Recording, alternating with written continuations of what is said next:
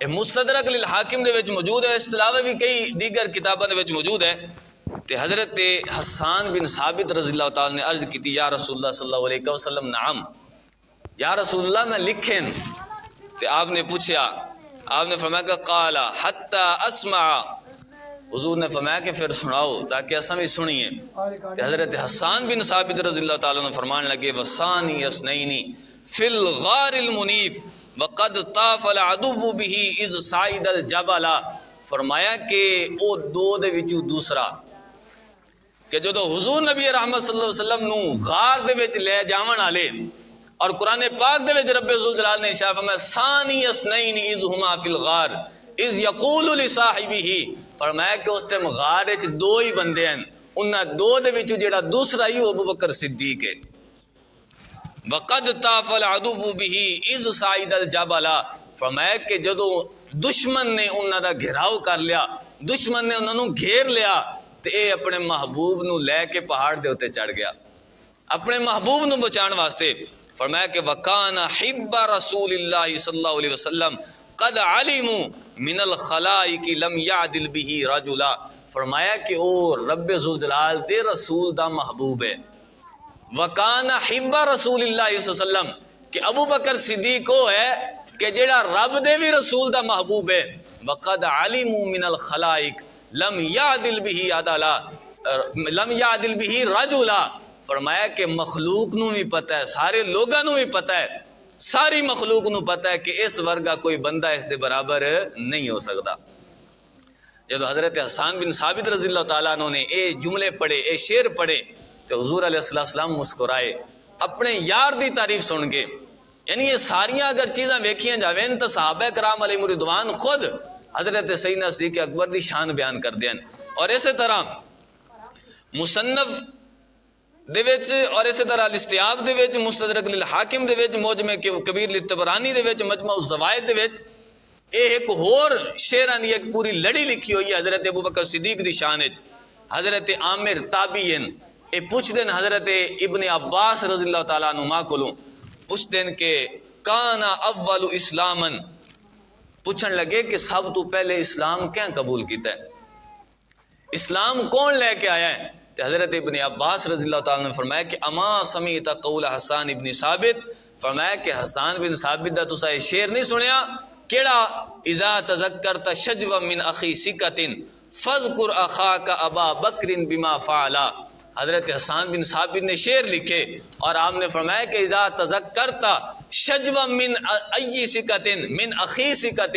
فرمایا کہ جدو حضور دے پکے یاراں دی گل ہوئے، جدو انہاں دا تذکرہ ہوئے اور حضور دے یاراں دا اور تسا اپنے بھائیاں دا جدو تذکرہ کرو، فرمایا کہ فذکر اخاک ابا بکر بما فعلا، تے ابو بکر نو نہ بھولیا جائے۔ پھر ابو بکر صدیق رضی اللہ تعالیٰ عنہ نے حضور علیہ السلام نو چاہ کے لے گئے اور حضور علیہ السلام نو موڑے دے اوتے چاہ کے، اور حضور علیہ السلام نال جیڑی محبت کی تھی، فرمایا کہ اس نو کدی بھی نہ بھولیا جائے، جدو حضور دے پکے یاراں دی گل آوے تے ابو بکر نو ضرور یاد کریا جائے۔ فرمایا کہ انہاں دا سٹیٹس کی ہے، انہاں دی شان کی ہے اس امت دے وچ، خیر البریہ اتقاہا و اعدلہا، فرمایا کہ مخلوق دے وچوں نبیاں تو بعد سب تو بہترین، اتقاہا مخلوق دے وچوں سب تو زیادہ متقی، اعدلہا مخلوق دے وچوں سب تو بڑا عادل، الا النبی صلی اللہ علیہ وسلم و اوفاہا بما حملا، فرمایا کہ سوائے نبیاں دے، سوائے رسولاں دے، سب تو ود کے رب نے اس امت دے وچ اگر کسی نے شان عطا کیتی تو ابوبکر صدیق دی ذات ہے۔ اور آخر اچ فرمایا کہ وَالثَّانِي التَّالِي الْمَحْمُودُ مَشْهَدُهُ وَأَوَّلُ النَّاسِ مِنْهُمْ صَدَّقَ الرُّسُلَ، کیونکہ پوچھا گیا کہ سب تو پہلے اسلام کیا قبول کیتا، تو حضرت ابن عباس رضی اللہ تعالیٰ عنہ نے فرمایا حضرت عامر نو کہ تسا حسان بن ثابت دا شعر نہیں سنیا، تو اس دے وچ سارا ذکر کر کے فرمایا کہ اول الناس، فرمایا کہ اول الناس منہم صدق الرسول، لوگاں دے وچوں سب تو پہلا بندہ جن نے رسول دی صداقت، رسول دی گواہی دیتی اور رسول دی تصدیق کی تھی، ابو بکر صدیق دی ذات ہے۔ ہن حضرت ابو بکر صدیق دی شان یقیناً وراء الورا ہے، اور صحابہ کرام علیہ رضوان دیاں بھی گواہیاں اور حضور نبی رحمت صلی اللہ علیہ وسلم نے خود حضرت ابوبکر صدیق نو جیڑا نوازیا اور حضور علیہ السلام نے اپنے یاراں دی جیڑی تعریف کیتی اور دنیا دے وچ راندیاں ہویاں حضرت ابوبکر صدیق نو، حضرت فاروق اعظم نو اور حضرت عثمان غنی نو اور حضرت مولا علی نو اور اس تو علاوہ دیگر جڑے عشرہ مبشرین سارے نو رب دے محبوب صلی اللہ علیہ وسلم نے دنیا دے وچ ہی بشارت دے دیتی کہ اے بھی جنتی ہے، اے بھی جنتی، تے انہاں دے وچوں سب تو پہلا جڑا نمبر آندا ابوبکر صدیق دا آندا ہے۔ حضرت ابو موسیٰ اشعری رضی اللہ تعالیٰ عنہ فرماندن کہ ایک دے میرا بڑا ارادہ ہویا کہ میں حضور علیہ السلام دی بارگاہ جاواں۔ فرمایا کہ انہ توضا فی بیتہ، میں اپنے گھر وچ وضو کیتا اور وضو کرن تو بعد میں نکلیا حضور علیہ السلام دی بارگاہ دے وچ جاون واسطے، اور میں ارادہ یہ کر لیا کہ اج حضور نال ضرور میں بمنا ہے اور حضور دی بارگاہ دے وچ جا کے یا تو حضور علیہ السلام دا دربان بننا ہے یا حضور علیہ السلام نال ملاقات کرنی ہے اور حضور دا نال مطلب ہے کہ میں کچھ نہ کچھ ٹائم گزارنا ہے۔ فرمایا کہ میں مسجد وچ گیا، فسأل عن النبی صلی اللہ علیہ وسلم، پوچھا صحابہ کولوں کہ حضور کدے گئے،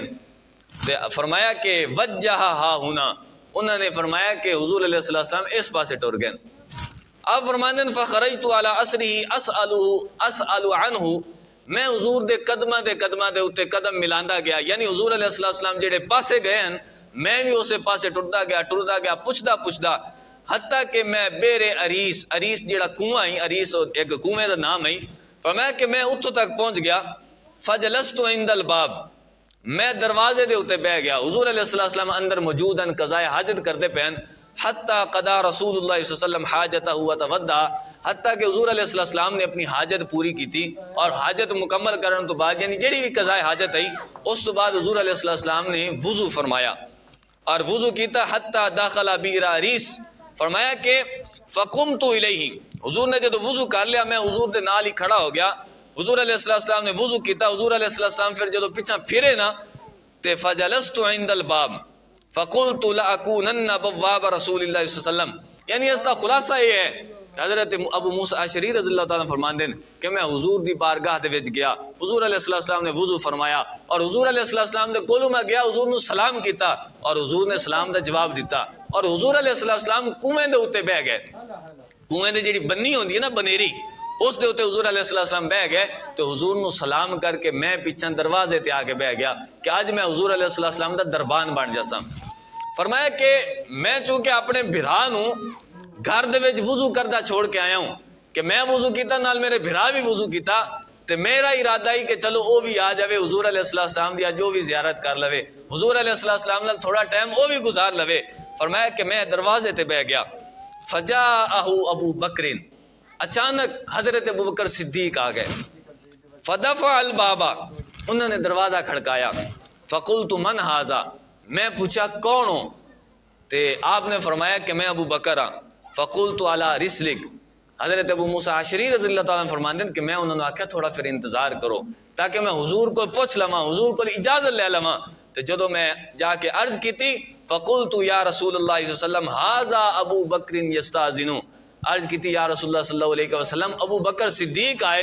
اجازت منگدے پہن، کیا انہوں نے اجازت دے ماں؟ فرمایا کہ فقال اذن لہ وبشرہ بالجنہ، اے ابو موسیٰ اشعری انہوں نے اجازت بھی دے دے نال جنت دی بشارت بھی دے دے۔ فرمایا کہ فاقبلت حتی قلت لابی بکر ادخل ورسول اللہ یبشرک بالجنہ، میں واپسی گیا، ابو بکر صدیق رضی اللہ تعالیٰ عنہ واسطے دروازہ بھی کھولیا اور دروازہ کھول کے میں کیا ابو بکر صدیق آ جاؤ لگ آؤ، تو حضور علیہ السلام تو انہوں جنت دی بشارت دے دے پہن۔ اس تو بعد دوسرے موقع دوبارہ پھر دروازہ کھڑکیا، دروازہ کھڑکن دی آواز آئی، ابو موسیٰ اشعری رضی اللہ تعالیٰ نے پوچھا من ھذا، کون ہو تسی؟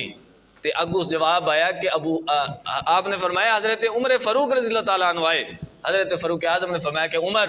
آپ نے پھر فرمایا کہ علی رسلک، تھوڑا ٹھہر جاؤ انتظار کرو میں حضور کو اجازت لے لواں، حضور کو اجازت لئی، حضور نے فرمایا کہ انہوں نے اجازت بھی دے دو، اذن لہ وبشرہ بالجنہ، اجازت بھی دے دو نال جنت دی بشارت بھی دے چھڈو۔